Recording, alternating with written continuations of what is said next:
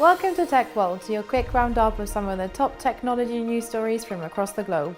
This month, we bring you the latest on Uber workers' rights, Zuckerberg's testimony in Europe, and more. For this episode's Hot Topic interview, we spoke to EY about growth through channels and partners. First though, here are your top international headlines. Ride-hailing giant Uber has announced that it will now start providing medical cover and compensation to its European drivers. The benefits will include sick pay and paternal leave in an attempt to win back its license to operate in London. Uber is calling the free insurance partner protection, which covers drivers who cannot work because of sickness, injury, caring for a baby, or jury service.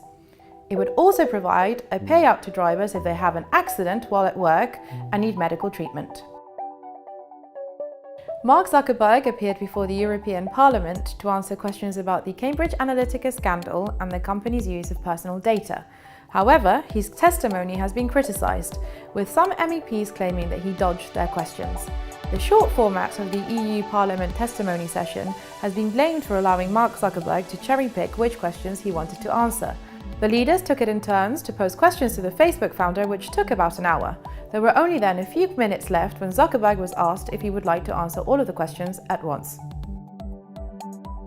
Documents have revealed that police in Orlando and Oregon, Washington County are using face recognition technology provided by Amazon. The technology enables Oregon officers to cross-reference people's faces with any criminal record using a 300,000-person database of mugshots. There has been backlash from civil rights groups, including the American Civil Liberties Union, who said Recognition Software Guide read like a user manual for authoritarian surveillance. The tech giant has defended its decisions by stating that the technology has helped to find lost children and can also be used to help fight crime. They also claimed that quality of life would be much worse if technologies such as these were blocked. That's it for our top global tech news roundup, but keep watching to see this episode's Hot Topics interview. We spoke to EY's Pippa Dussier about partnerships and growth. Thank you very much for joining us today, Pippa. You're here to talk to us about partnerships and growth. So on that note, how is technology shaping the number and nature of partnerships in the TMT sector? So what we're seeing is partnerships in the TMT sector are far from new. They've been there since the inception, and traditionally TMT companies have used partners as channel partners to take their products to consumers. And that is a symbiotic relationship in which both organisations take a share of the end consumer value chain. And that's been a very accepted way of going to market. The change in what's happening is that on the one hand you've got shifting consumer perceptions and fundamental shift in the way consumers are both perceiving providers and purchasing. And then you've got technology changes which give companies a direct route to those customers through e-commerce and platform business models, which mean that there are different types and numbers of partnerships that are available to TMT organisations. And that's where we're seeing the shift. So in the one sense, we're seeing a shift in some instances away from traditional channel partners, and we're starting to see very unlikely, in some cases even competitors coming together within platform business models to market their products and services to end consumers.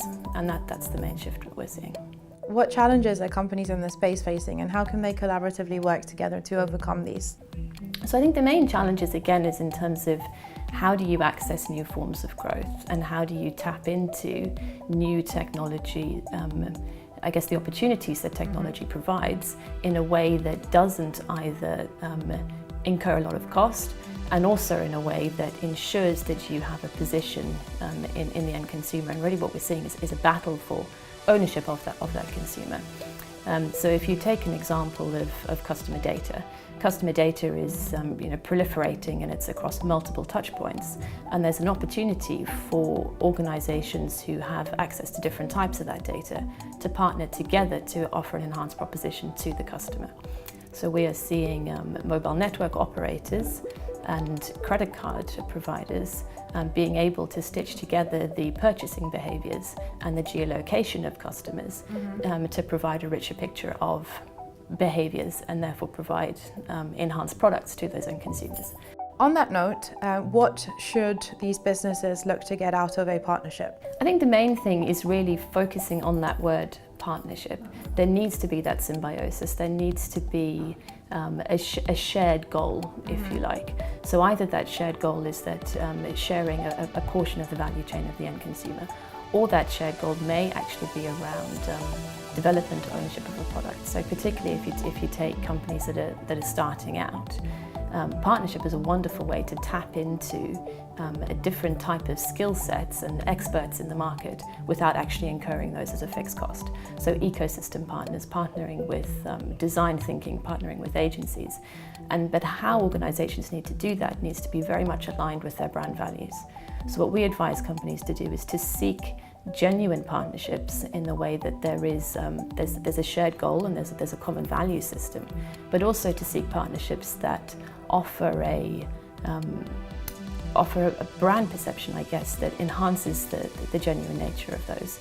So to be quite careful around who you partner with and so who you choose to do business with and who you may say, actually that doesn't align with the type of organisation that we're looking to be in the eyes of the consumer. Great, well thank you very much for your time, Pippa. Thanks for having me. That's all for this episode. For more top global tech news, head over to www.uktech.news.